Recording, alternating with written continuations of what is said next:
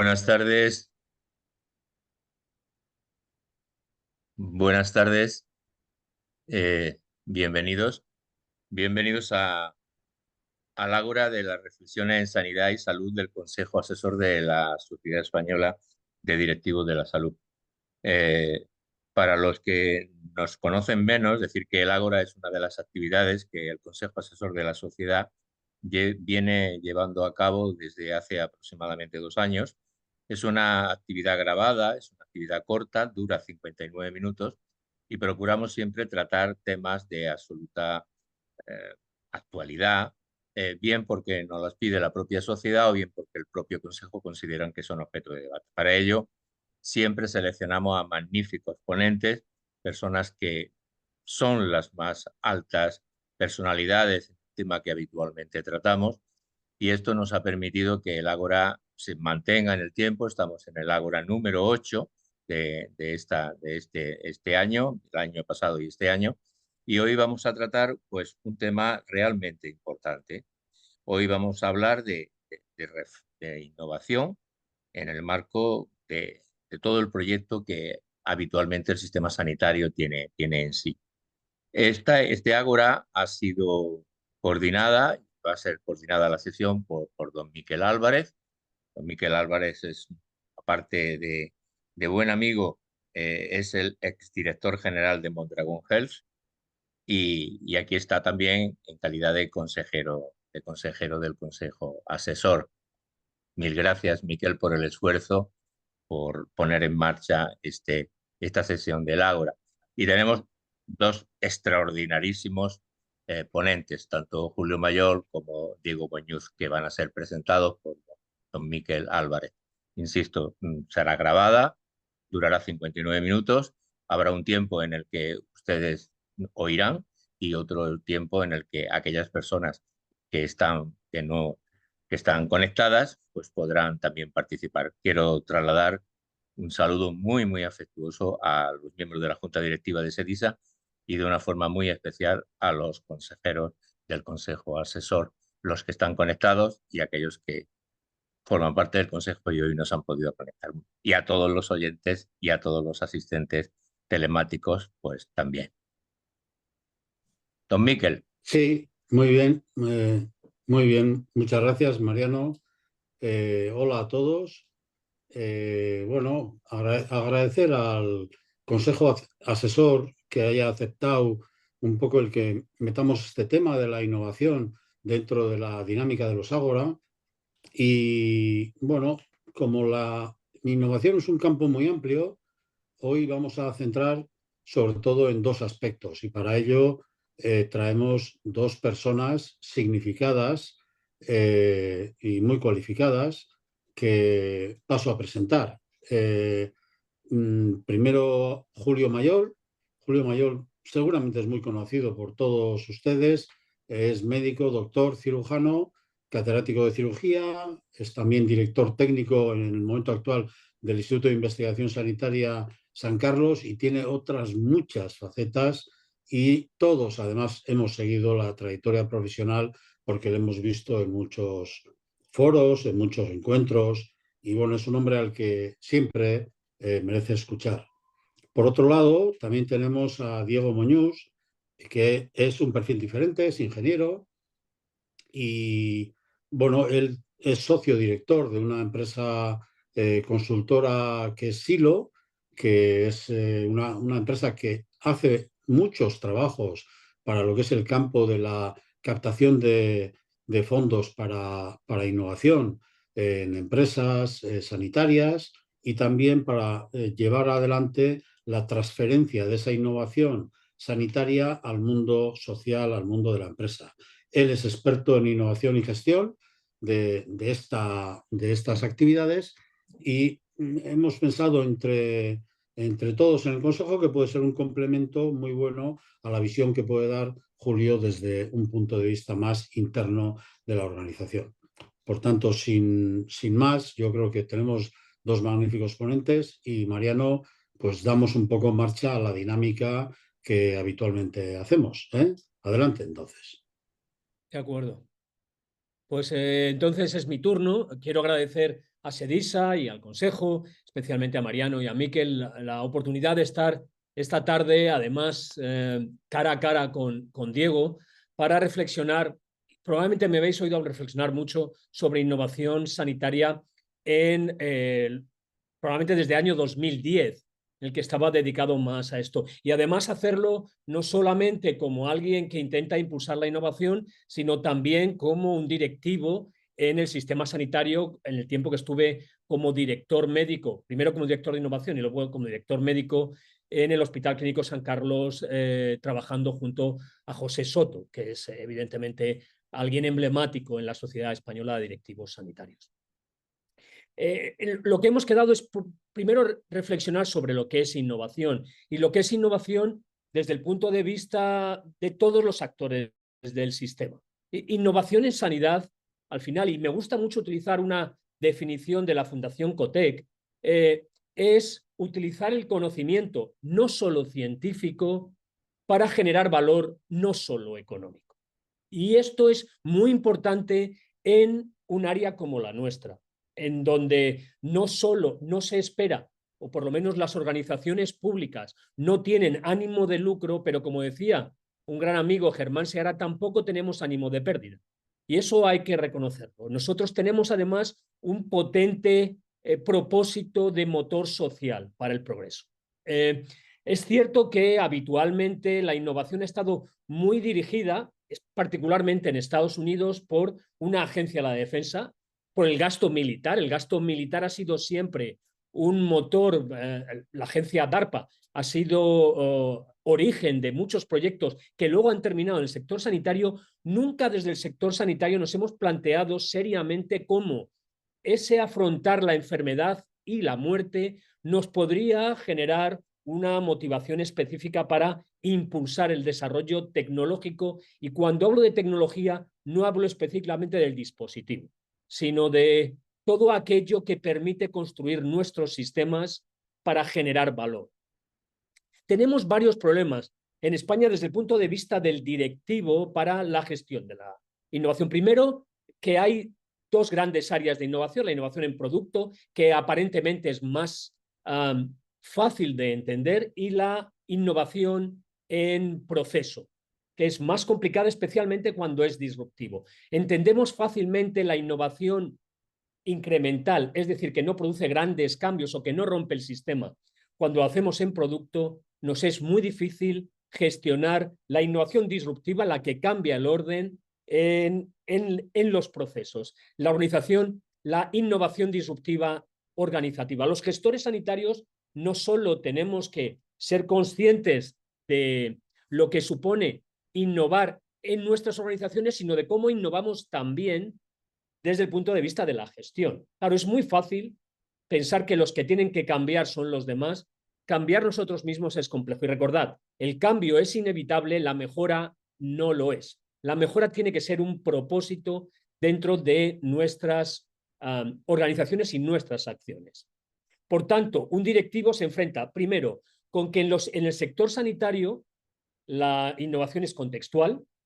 Varía mucho de si estoy en una gran organización que produce conocimiento y por tanto ese conocimiento lo voy a transferir, o una organización más pequeña donde no tengo a esos grandes líderes científicos que sin embargo afronta problemas que solo ellos pueden resolver, porque toda organización científica, organización sanitaria necesita de una reflexión científica para solucionar problemas específicos que si no, no van a ser solucionados.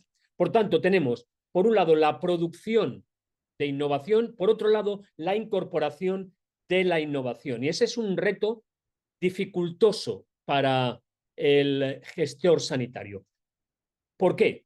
Porque normalmente no está metido en la agenda, aunque la innovación debería ser constitutiva como parte de la generación de valor de la gestión sanitaria, no está metida en la agenda. Además, genera a veces ruido y genera problemas que son a veces motivo de preocupación política. Cuando la gestión sanitaria, particularmente en el sector público, está fuertemente manejada por el sector político, la innovación es inconveniente, porque la innovación conlleva arriesgar, conlleva en muchas ocasiones no acertar. Eso no está bien visto ni políticamente ni legalmente. Parece que nuestra legalidad está diseñada para tener éxito en el 100% de los casos. Cualquier persona que no tiene éxito a la primera es considerada sospechosa. ¿Cuál es la mejor manera de no fracasar? No intentarlo. Es decir, en nuestro sistema, particularmente en los del sur de Europa, la innovación está desincentivada, aunque seamos personas muy creativas de manera sospechosa.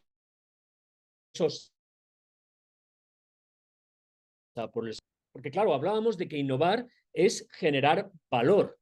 ¿Pero qué es valor? Si no lo definimos, si no lo cuantificamos, ¿cómo sabemos que estamos llegando ahí? Mi compañera del MIT, Martha Gray, decía que las 4 preguntas que tienen que hacerse en un proyecto de innovación son: ¿quién va a mejorar? ¿Cómo va a mejorar? ¿Cómo lo voy a saber? ¿Y cómo lo voy a hacer sostenible? Para eso es importante definir esa fórmula de valor que es beneficio menos daño multiplicado por lo que importa a las personas, people reported outcomes y people reported experience, no patient, people, porque no podemos desenganchar a los pacientes de los profesionales, y dividido por los costos. Y los costos son el menos importante, el dinero. Habéis visto durante la pandemia cómo los bancos centrales crearon dinero. Ahora sufrimos consecuencias con la inflación, pero crearon dinero. Lo que nunca vamos a tener más, el segundo factor de coste, que es el tiempo. El tiempo que desperdiciamos haciendo cosas inútiles. Y tened en cuenta que el talento joven actualmente es más consciente del valor del tiempo de lo que somos nosotros. Para los más jóvenes, no solo time is money, es que time es lo importante. Lo que quieren es tiempo. Y último factor, el CO2, la cantidad de energía que desperdiciamos en hacer cosas inútiles y el impacto medioambiental que eso tiene. Por tanto, desde el sector sanitario tenemos una responsabilidad para mejorar el impacto en nuestros pacientes, pero también una responsabilidad como motor, no del cambio, sino del progreso, para el tejido productivo que nos rodea, para esa relación con el tejido productivo que nos permite captar esa gran cantidad de fondos que se generan ya no a nivel nacional, sino supranacional, para que el conocimiento que albergamos genere soluciones que vuelvan a nosotros para afrontar esos problemas de mayor beneficio con menor daño, mejorar la experiencia de las personas y los resultados que les importan, y disminuir los costes, de los cuales el dinero es menos importante, el más importante, el tiempo y el CO2. Si consiguiéramos eso, si consiguiéramos un sistema tan potente, tan hipertrofiado en conocimiento como es el nuestro, que pudiera movilizar, que pudiera apalancar al tejido productivo y además generar ciclos de mejora continua dentro de nuestras propias organizaciones, habríamos obtenido un incremento de valor muy notable, cuyo resultado no es el monetario, como decía la Fundación Cotec. No es solo un valor económico, es sobre todo un valor social, que además podríamos medir y poner delante de los ciudadanos para demostrarle que el dinero que invierten en el sistema sanitario retorna multiplicado por probablemente más de 2 hacia la sociedad. Y con eso creo que puedo establecer las bases de lo que luego pudiéramos discutir, porque creo que Diego puede ofrecernos más claves de cómo conseguir que incluso los pequeños puedan innovar de una manera potente en nuestras organizaciones.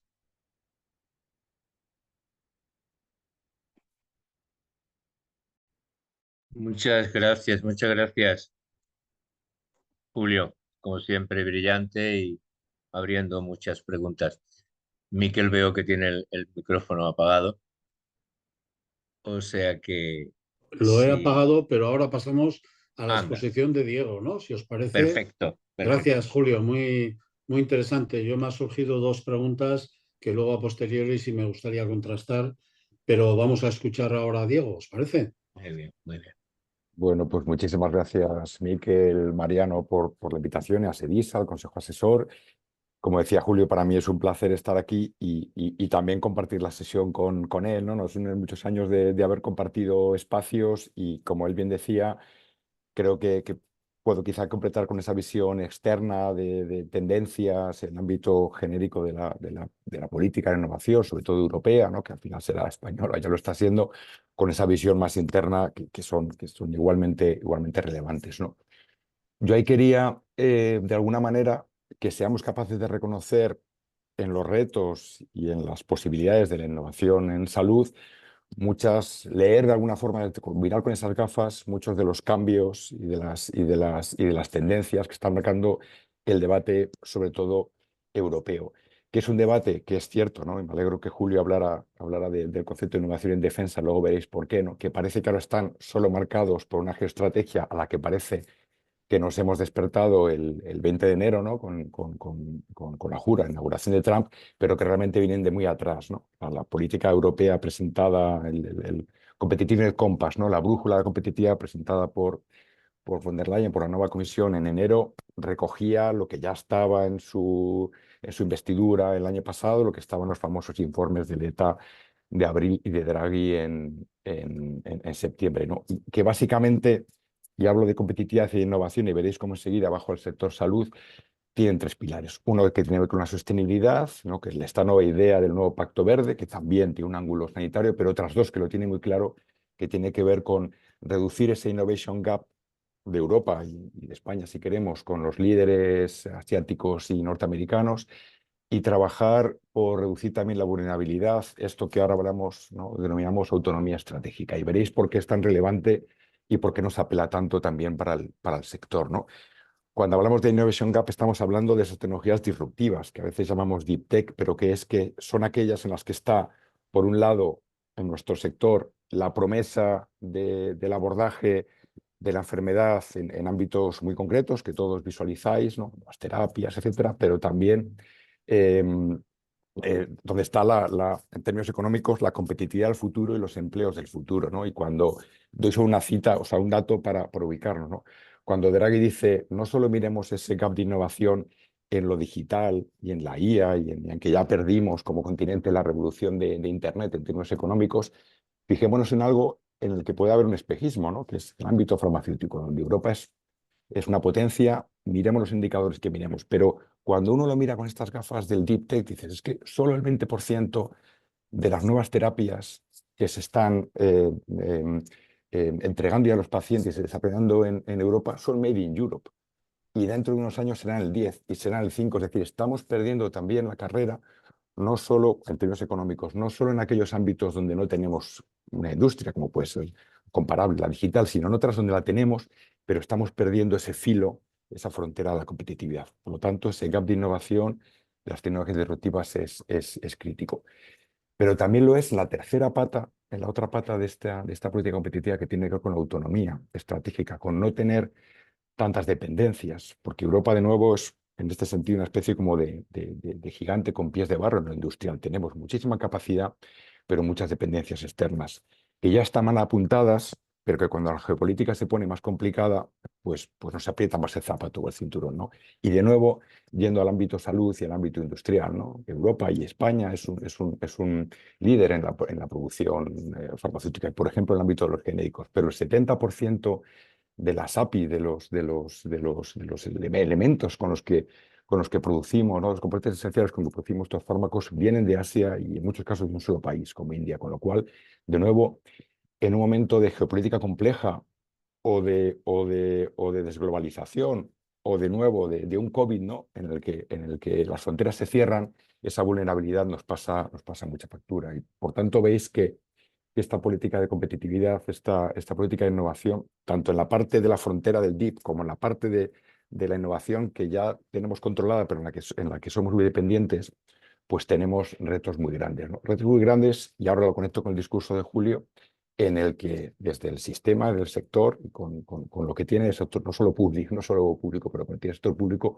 podemos hacer mucho de una manera también muy diferente, ¿no? Podemos tratar de aspirar a que nuestro sistema sea un ámbito en el que se testean estas tecnologías de vanguardia, que el sector público sea un cliente privado de lanzamiento de estas nuevas terapias, de estas tecnologías de vanguardia, ¿no? Y en el que también, ¿no? En términos más de lo que llamaríamos, de lo que va a ser la futura ley de medicamentos críticos en el que seamos capaces de ser más resilientes, ¿no? Y seamos más capaces de producir esas innovaciones del futuro dentro de nuestras fronteras para reducir la vulnerabilidad, ¿no?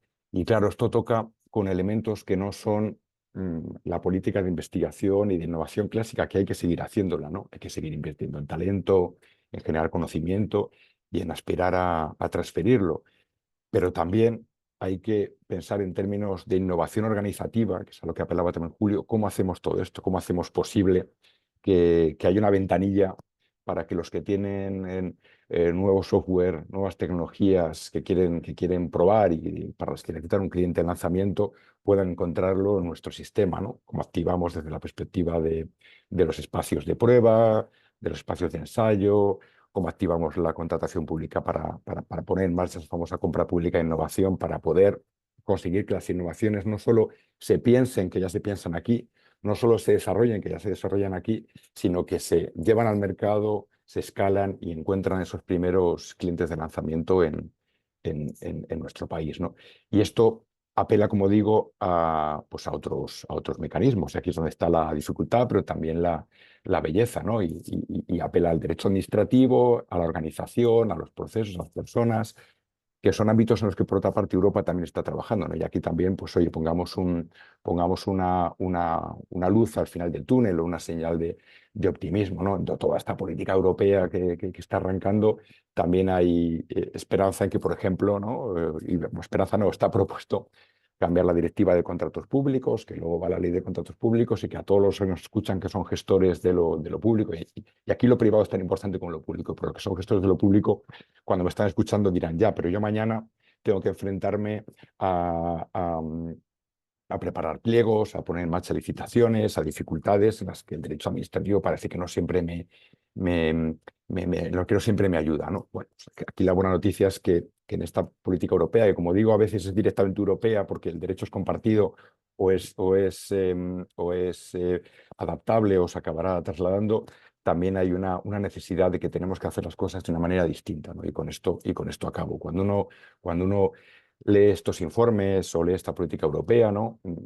No solo se habla del qué, sino también del cómo. Y hay mucho sobre hacer las cosas de una manera distinta, ¿no? No solo en las temáticas, sino en los procedimientos, ¿no? Y mucho foco, y ya sí termino de verdad, en combinando estos dos conceptos, el de la frontera, el del deep tech, el de los disruptivos, el del innovation gap, con el de la autonomía estratégica, emerge un concepto del que vamos a ir a hablar mucho, que es el de tecnologías estratégicas, ¿no? Donde tan estratégico es lo que presentaba la Comisión esta semana de nuevos yacimientos y vinculados con las materias críticas y con los minerales de los que Europa no puede depender de terceros para muchas cosas, también para la transformación, o sea, para la autonomía y la independencia. Tan importante es eso como pueden ser las nuevas terapias, ¿no? De una perspectiva macro. Y termino ya, y perdona Mariano, pero por apelar a lo que decía Julia al principio de DARPA y parece que ahora estamos todos, ¿no? Con un mindset un poco pues no sé si llamarlo economía de guerra, ¿no? Pero con un poquito el miedo en el cuerpo, con una sensación de que la geoestrategia pues se está comiendo a la economía y todos pensamos en estos términos. Bueno, cuando hablaba Julio de hacer las cosas un poco a la americana, no sé si lo llamaba así, ¿no? Pero cuando decía esa capacidad de poner objetivos y retos, hay una palabra que se emplea mucho en la política de innovación, que es el concepto de misión, ¿no? Y siempre hablamos, pues efectivamente, ¿no? Que la investigación dual de defensa es como muy misional, se propone un objetivo, lo consigue y además tiene la virtud de que al concentrar recursos y meterse todos en una sensación de urgencia, se acaban generando otros spillovers que dirían los economistas, otros, ¿no? Comemos barritas energéticas porque un día fuimos a la luna, ¿no? O tenemos Alexa y Siri porque un día una agencia de inteligencia en 2011 quiso poner en marcha en Estados Unidos un sistema para interceptar comunicaciones en idiomas complejos, ¿no? Y poder descifrarlas. Bueno, yo siempre que pensamos en estos términos de lo militar, voy a lo civil y digo, no os olvidemos que la lucha contra el COVID también fue una misión y también fue un concepto de polarizar recursos, ¿no? Y que las tecnologías de RNA que mejoraron y que van a las vacunas, luego han acabado generando también soluciones en terapia génica, ¿no? Con lo cual, esta idea del mindset un poco de misión y la idea de hacer del sector sanitario un espacio de testeo de las tecnologías de frontera puede quizá, ¿no?, animarnos a entender que estas tendencias que parecen muy lejanas nos apelan en el día a día de la gestión sanitaria también. Muy interesante, Sí, muy bien, muy bien. muy interesante. Bueno, ahora entramos, Mariano, entiendo, en una parte de la hora en que entre vosotros tenéis que haceros preguntas también, ¿no? Pero bueno, pues también igual, yo no termino de ver que tengamos preguntas externas, Mariano. Venga, No, nosotros vamos a ellas. pero nosotros podemos hacerlas, ¿no, Mariano? Bueno, Sí, yo claro, claro, por claro. autoridad, Bueno. por autoridad te permito la primera y yo la segunda, si te parece. Venga. Bueno, yo sabéis que soy muy sanitarista, es decir, quería ser médico de niño y tengo 70 años y sigo pensando lo mismo. Cuando sea mayor quiero ser médico. Bueno, hay varias cosas. Una de ellas es el tema de la innovación. Cuando siempre hablamos de innovación en el sector sanitario, disculpadme que lo centre en ese sentido, eh, a más de los ensayos clínicos y lo que ha ocurrido, que vosotros también lo habéis planteado, todo el tema de las tecnologías de la información, la inteligencia, a mí creo que uno de los temas que más nos ha preocupado a los gestores sanitarios ha sido la incapacidad para hacer innovación como reforma organizativa de nuestras organizaciones. O sea, prestamos asistencia sanitaria en organizaciones que fueron diseñadas hace 50 o 60 años y somos absolutamente, y eso también es innovación.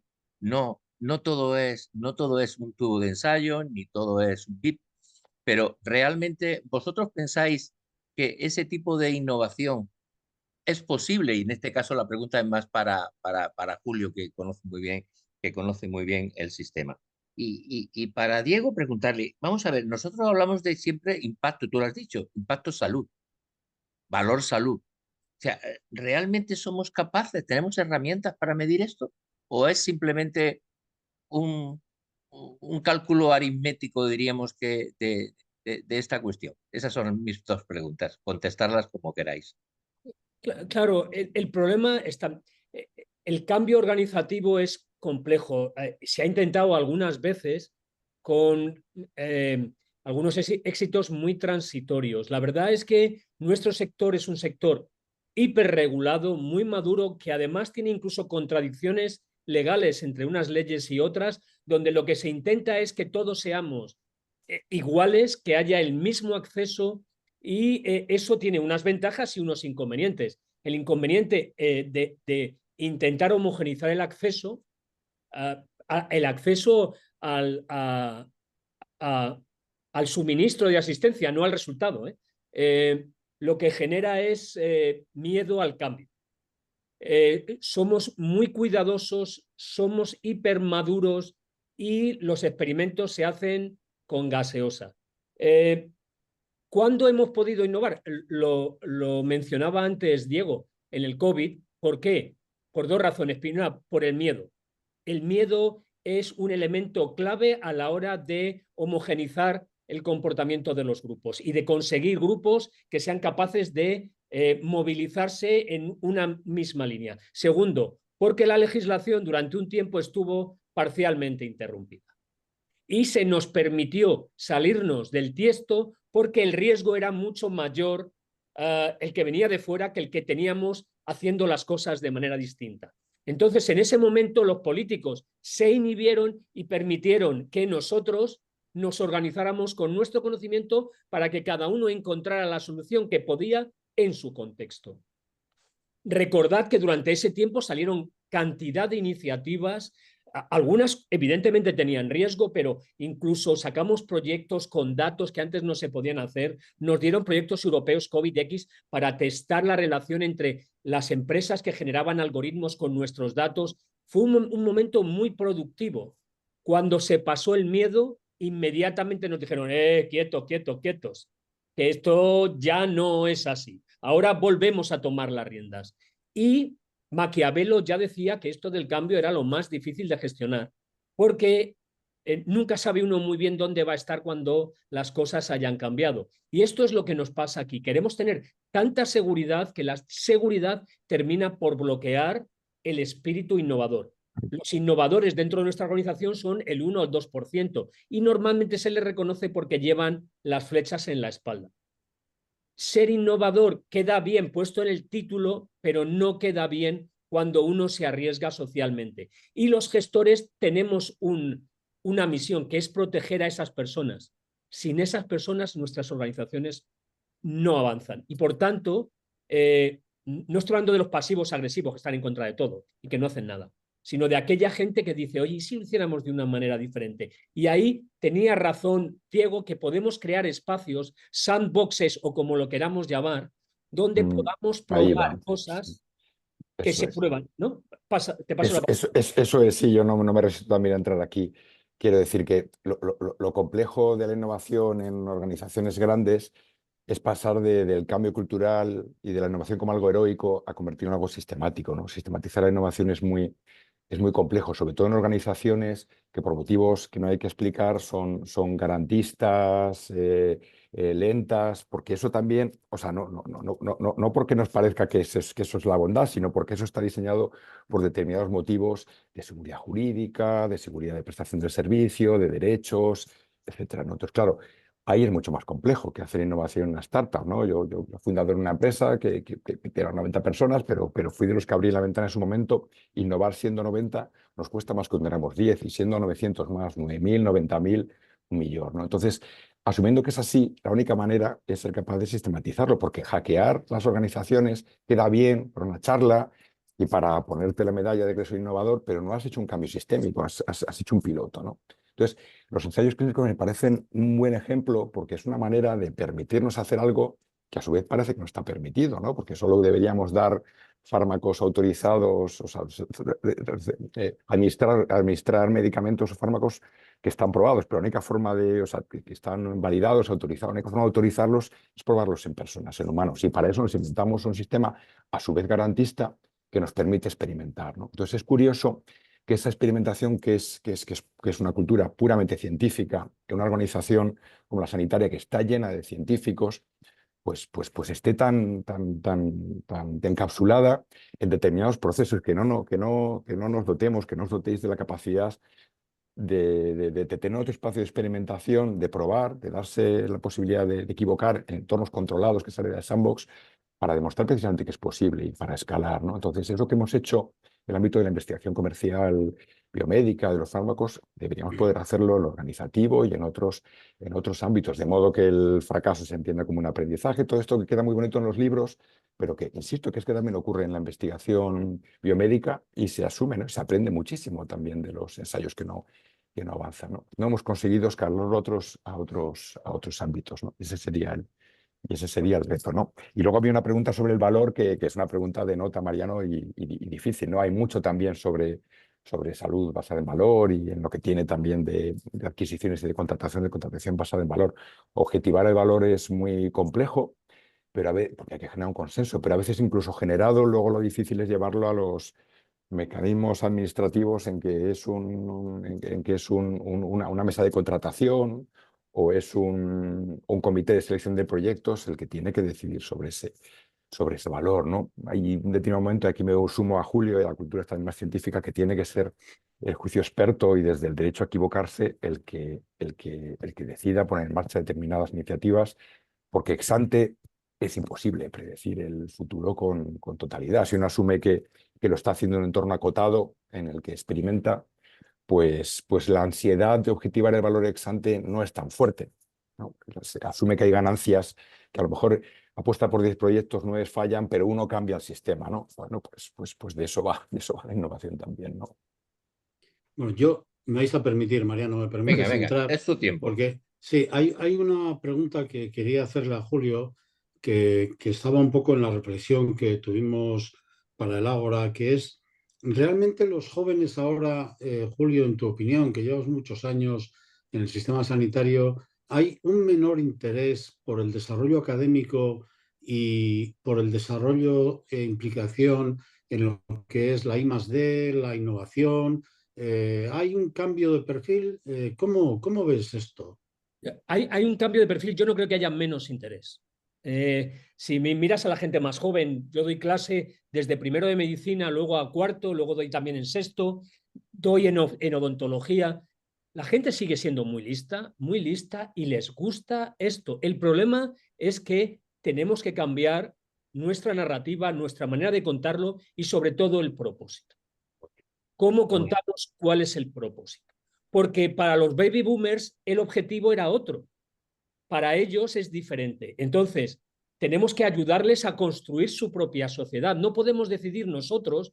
Yo tengo casi 62 años. Yo no puedo decidir cómo va a ser la sociedad. Tengo que ayudarles a que con un nuevo contexto ellos sean capaces de avanzar. Y hay gente brillante dispuesta a hacer grandes cosas. Lo que no podemos venderles es nuestra idea de tener 5 trabajos, estar pluriempleados y además no tener tiempo. Ahora eso no es visto como valioso. Lo que valoran es tener un propósito de ayudar a las personas, de comprometerse con proyectos que consideran justos, con tener mayor conciencia del impacto medioambiental. Y eso también es parte de lo que tenemos que entender, porque al final queremos lo mismo. La única cuestión es que tenemos que formular los proyectos de manera diferente. Y eso no son ellos los principales responsables, aunque ellos van a ser responsables sin duda de sus decisiones, nosotros también, de cómo gestionar para una sociedad que es diferente a la sociedad de hace 40 años, cuando en el 80 yo entré a estudiar medicina. Es diferente. Está silenciado, Miquel. Julio, Miquel. No, Miquel, Sí, no. sí, perdóname, Julio. Sí, tenemos Y el también una resto. pregunta cuando tú quieras, Sí, sí, una persona que pero tú aprecias mucho, que es John Guajardo. Sí, voy a insistir un poco sobre este punto, porque no, lejos de mí el hacer un planteamiento en el sentido de que hay una pérdida per se y negativa, no, yo creo que los jóvenes tienen valores diferentes, pero puede ser también, Julio, que ahora estamos en una situación en que la gente que se dedica a la investigación y a la academia tiene un mayor nivel de exigencias que el que probablemente teníamos nosotros cuando iniciamos nuestras carreras, ¿no? Exigencias de todo tipo, exigencias como las que tú has remarcado y también exigencias de seguridad de empleo. Quiero decir que, pero sí que hay hay muchos informes que hablan de este menor interés, porque, bueno, eso es una realidad que se está viviendo, al menos en el campo de la I+D, ¿no? O al menos yo así lo veo. Pero bueno, dejo ese punto y hago la otra pregunta, Mariano, si te parece, y le damos paso, porque también Martín Moreno tiene una pregunta, pero bueno, la otra es muy rápida, y es para Diego, y es, ¿tú crees, Diego, que los procesos de innovación de los sistemas sanitarios, especialmente públicos que nosotros tenemos, difieren mucho en el sistema en sí mismo, ¿eh? O sea, los procesos en sí mismos difieren mucho de lo que son los sistemas en el campo privado, en la empresa estándar que conocemos, que puede ser una empresa de automoción, una empresa de ingeniería o lo que sea? ¿Crees que el sistema como tal tiene mucha diferencia o qué piensas de eso? Y ya luego, Mariano, te dejo a ti con las preguntas que han cursado.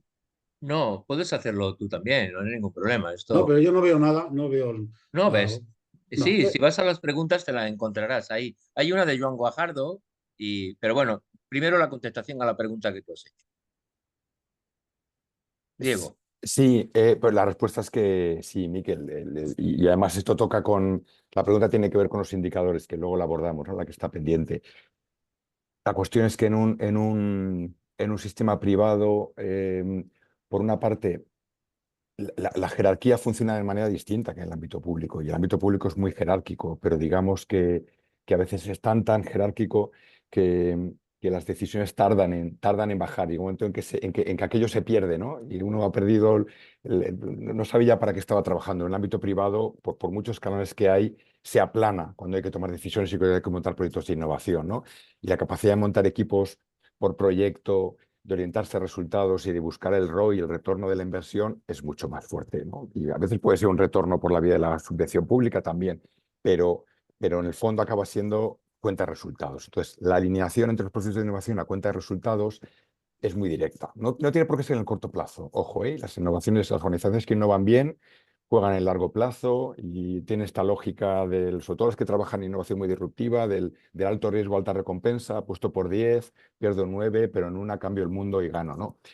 Y es el medio plazo, pero o sea, nadie está permanentemente malgastando tiempo y recursos por el hecho de innovar. Y en el ámbito público, precisamente, los tiempos y los recursos se miden de otra manera. No es que no importen, pero se miden de otra manera y las consecuencias de una incorrecta gestión de esos recursos es muy distinta, ¿no?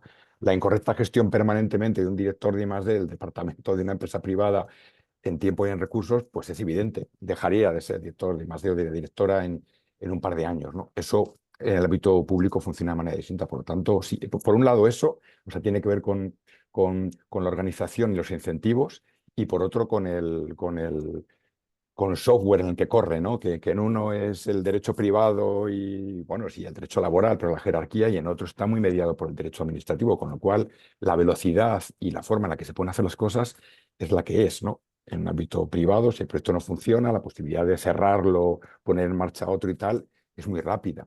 En el ámbito público es muy distinto, ¿no? La posibilidad de rehacer equipos, pues está más mediado por reglas, como digo, que tienen su sentido, que son garantistas, pero que encajan mal con 3 principios que para mí son claves en innovación social más disruptiva, ¿no? Que es la flexibilidad y la rapidez y la capacidad y la experimentación, ¿no? Estos 3 principios se conjugan peor en lenguaje público que en lenguaje privado, Ok, también en ok. empresas públicas. ¿Sí? Sí, sí, perfecto. Mariano, pasamos, ¿te parece? Tienes tú las Sí, John preguntas. Bojardo, al que le lanzamos un magnífico y entrañable abrazo, pues nos pregunta que un problema de la innovación en las organizaciones sanitarias es cómo medir los resultados. Lo hablábamos antes de una forma diferente. Y él pregunta, si tuviéramos indicadores que faciliten esta medición, ¿veis que es factible que los tengamos? Mi respuesta corta es que sí, pero lo dejo a Julio, sí. Claro, la pregunta es sí, pero la cuestión es, desde arriba ¿Cómo? no se pueden ir a indicadores de máximos, que es lo que se tiende a hacer. Desde arriba, y Diego sabe de esto, porque lo que tú haces es crear un marco de juego, un campo de juego, y decidir si vamos a jugar al rugby o al fútbol. Y eso es lo que me decides. Pero luego cada uno tiene que contextualizar esos indicadores a su nivel. No juegas lo mismo en un equipo de tercera regional que en el Real Madrid. Los indicadores son otros. Porque ahí a veces hay un error importante que es hacer tabla rasa también de los indicadores y poner los mismos indicadores al Madrid o a uno de tercera.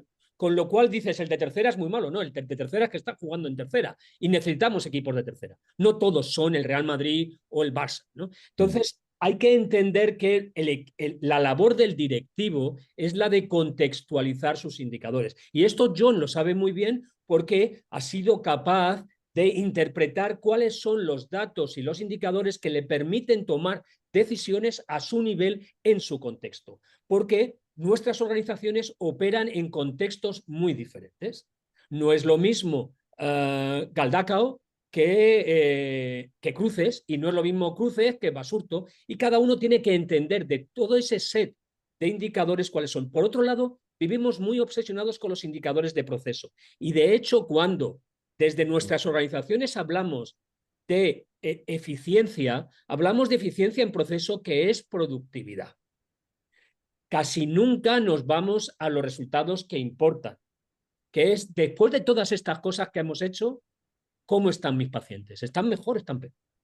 ¿Cómo está la sociedad? No solo el paciente que viene a mí, sino aquel grupo social al que tengo que prestarle atención. ¿Y cómo está mi ecosistema? Que es también la industria que está a mi alrededor, la que se relaciona conmigo.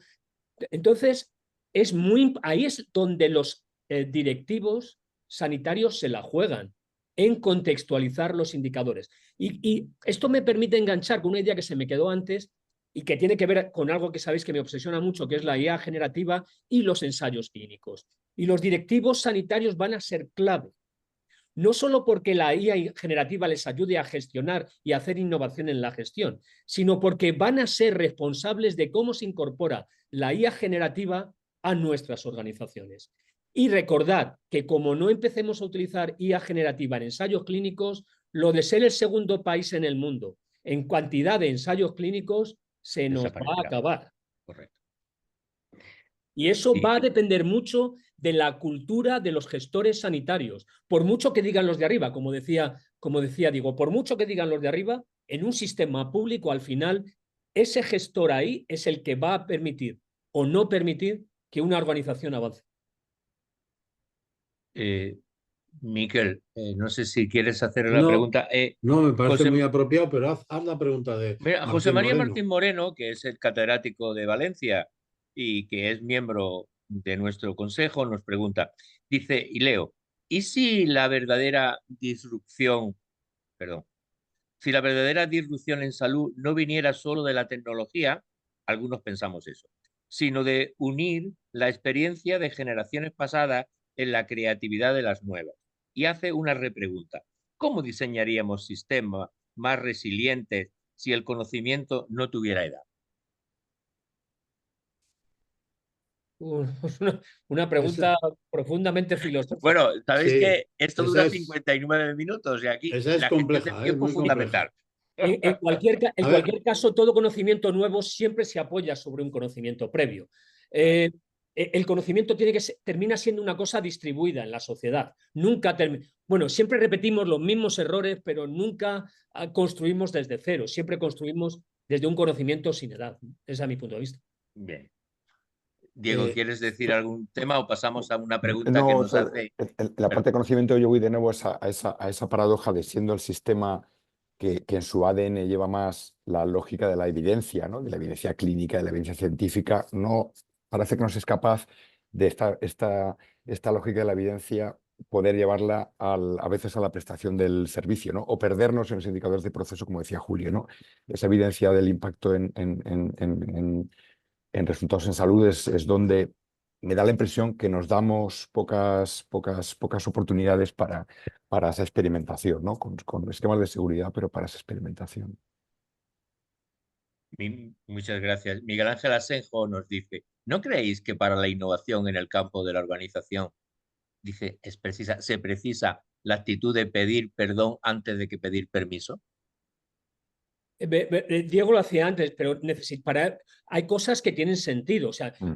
no tiene sentido que yo como cirujano me siente delante de un paciente y diga, mire, tiene usted un cáncer de colon, yo soy un cirujano muy innovador y me encanta fracasar. Eso no tendría sentido.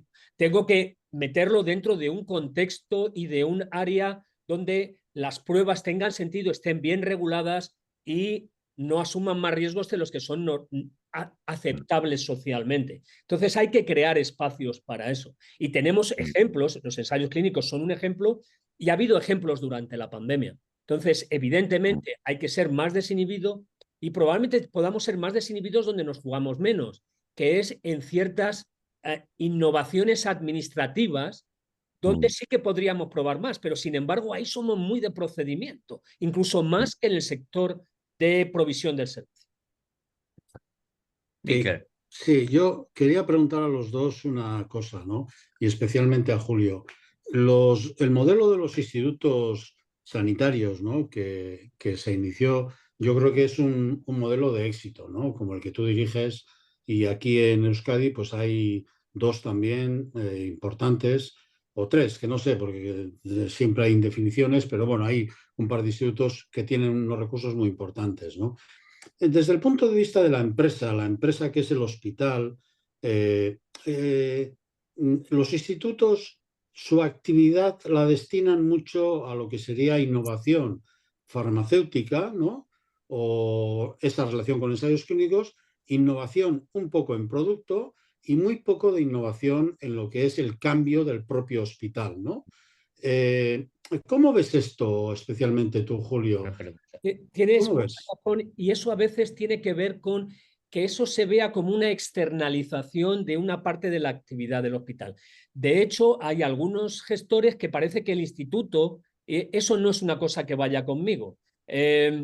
Antes que estaba dentro de la dirección médica, pues sí, eso era una responsabilidad. Cuando esto se complejiza y se hace además mucho más productivo, lo tenemos como externalizado. Es que esto es parte del ADN de nuestras organizaciones y además es utilizar el conocimiento para poder cambiar nuestras áreas. Nosotros en el hospital, de hecho, tenemos un área en sí misma que no es ni cardio, ni neuro, ni onco, que son las típicas, sino que es de transformación del modelo.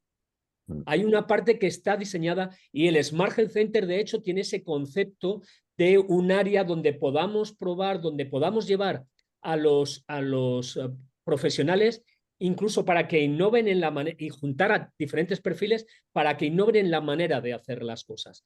Pero eso a veces es difícil de entender y es difícil que los directivos del hospital se apropien de eso. Entiendan que eso no es una cosa externa que simplemente mueve una serie de recursos y a mí no me... Es que es parte del ADN de la propia organización. Sí, Por tanto, también requiere un cambio. En mi caso es que como tengo los dos gorros, no tengo mucho problema. O sea, soy director del instituto, pero además también soy del hospital y además también he sido gestor del hospital, con lo cual, en mi caso, no lo tengo separado, pero es cierto que ocurre con cierta frecuencia.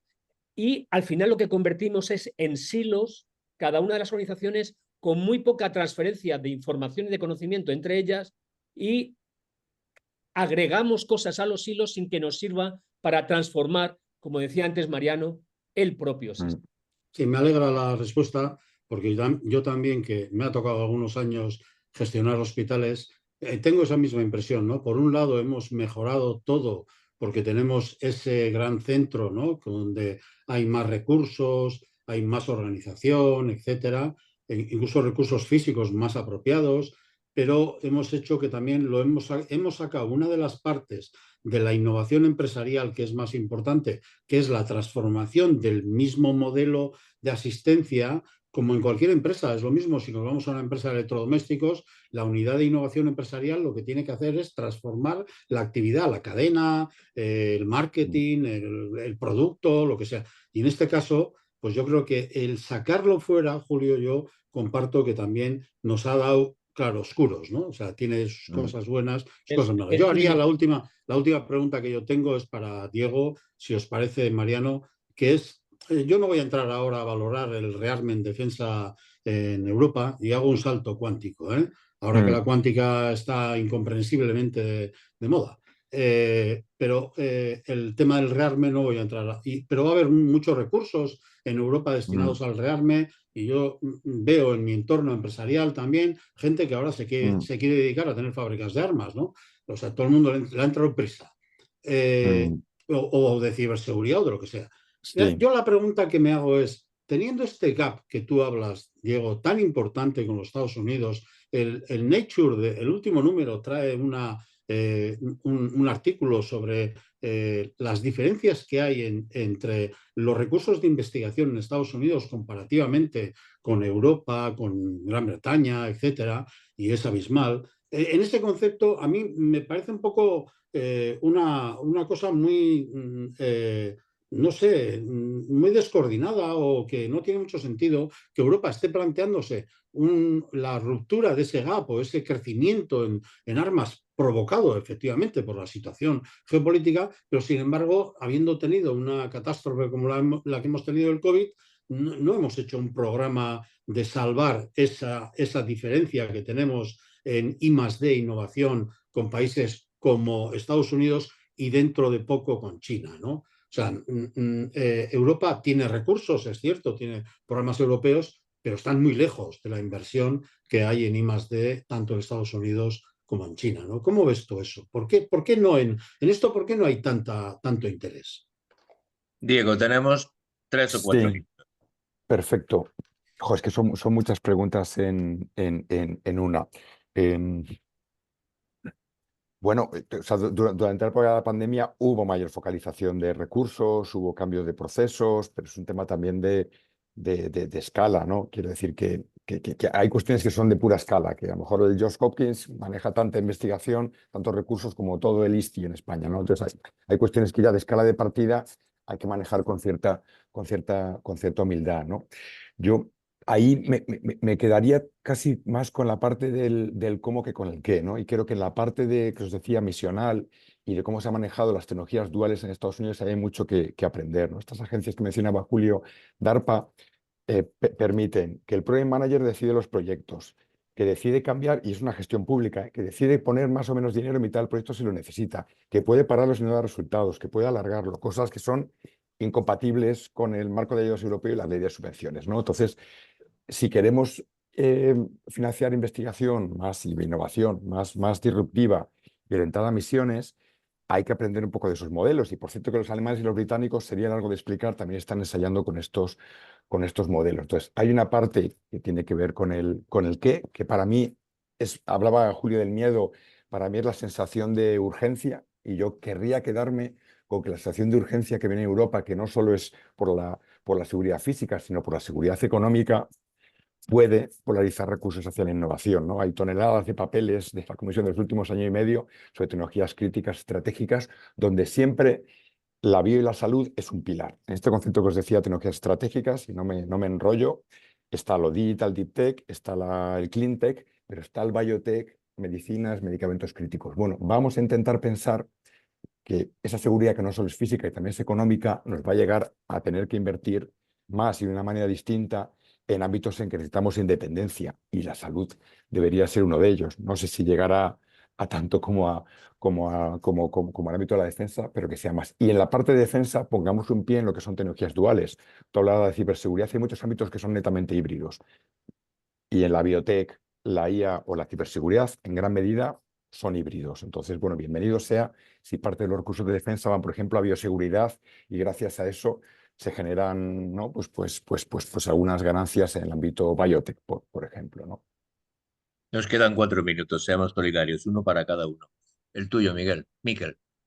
No, yo no tengo así nada especial que decir. Lo que sí es, os agradezco a los dos y a Mariano, por supuesto, que siempre hace de cardenal aquí en estas reuniones magníficamente.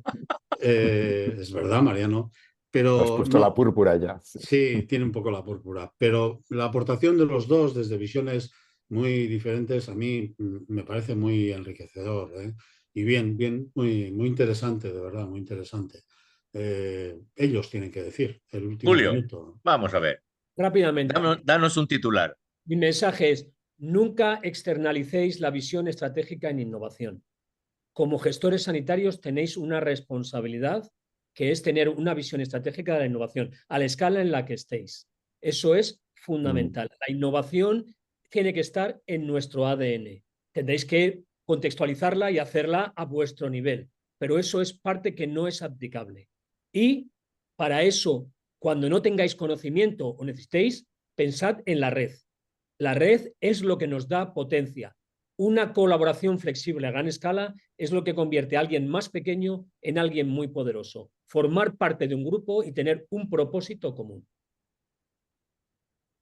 Pues yo, Diego. vinculado con esta parte de tendencias, es de nuevo, miremos el lado positivo del hecho de que la innovación esté en el primer titular en todas las políticas de seguridad económica y de competitividad europeas, y por lo tanto españolas. Lo están, ¿no? Entonces, eh, en vez de tratar de generar un antagonismo entre esa innovación que parece que es de otros sectores y el nuestro, entendamos que tenemos que tener un papel ahí, que podemos estar desde el ámbito de la salud construyendo, reduciendo ese gap de innovación y generando esa autonomía, esa seguridad económica sobre la cual van a correr muchas políticas que van a generar incentivos que podemos aprovechar, ¿no?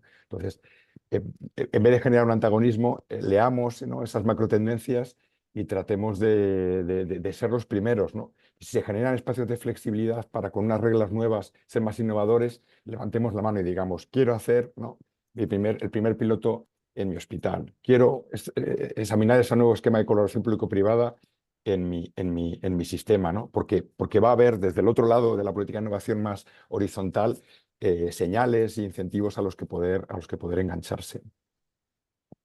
Pues nada, estamos al final. Agradecimientos y felicitaciones muy especialmente a vosotros tres, a Diego, a Julio y muy especialmente a Miquel. Deciros que a lo largo de las próximas semanas tendremos un informe que Miquel ha elaborado sobre el tema que hemos tratado, que seguramente que será mejorado por vuestras propias intervenciones y que promete ser extraordinariamente interesante. Yo que siempre digo que yo con mi libro, yo lo que sí que siempre he luchado ha sido que haya innovación en la transformación organizativa de las entidades provisoras de los servicios sanitarios. y en ese sentido la verdad es que probablemente hemos ganado poco en eficiencia productiva, clarísimamente, porque ahí no hemos sido capaces de transformar organizaciones. Quizá por todo lo que habéis dicho, y a mí me ha gustado especialmente, porque hay un sesgo muy tecnológico en todo lo que llamamos innovación, y ese sesgo no lo hemos conseguido, inclusive en las propias unidades de investigación que creamos en nuestras propias organizaciones, como muy bien ha dicho Julio. Yo, Y por la otra tecnología no parte, es el cuello, no es el cuello de botella. Son todos los ya, titulares que no hemos dicho, pero que es muy importante bien. recordar. Bueno, pues somos para esto muy tajantes, son las 59 y agradeceros a todos, especialmente a Miquel por el esfuerzo tan extraordinario que ha hecho y a vosotros por vuestra aportación que yo creo que es tremendamente interesante y que nos va a servir a todos para seguir pensando, motor del pensamiento. Y a todos los que se han conectado también mi agradecimiento y a los que han tenido la delicadeza de hacer preguntas, pues doble agradecimiento. Muchísimas gracias. Gracias a Carmen por ese apoyo desde la distancia que nos hace para que todo esto se pueda ejercer. Y deciros adiós y deciros que estamos muy agradecidos de vuestra aportación. Y a Miquel, pues, mil felicitaciones. Muchas gracias. Gracias. Gracias. Buenas tardes. Adiós. Buenas tardes.